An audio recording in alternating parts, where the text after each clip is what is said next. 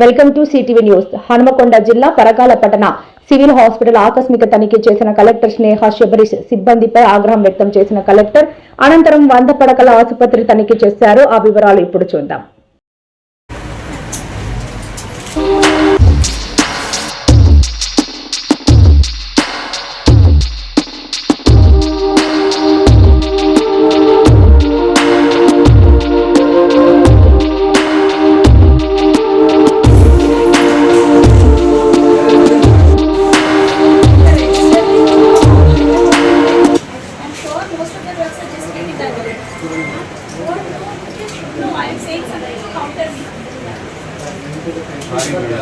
ఎంతమందిని ఎంట్రీ చేశారు?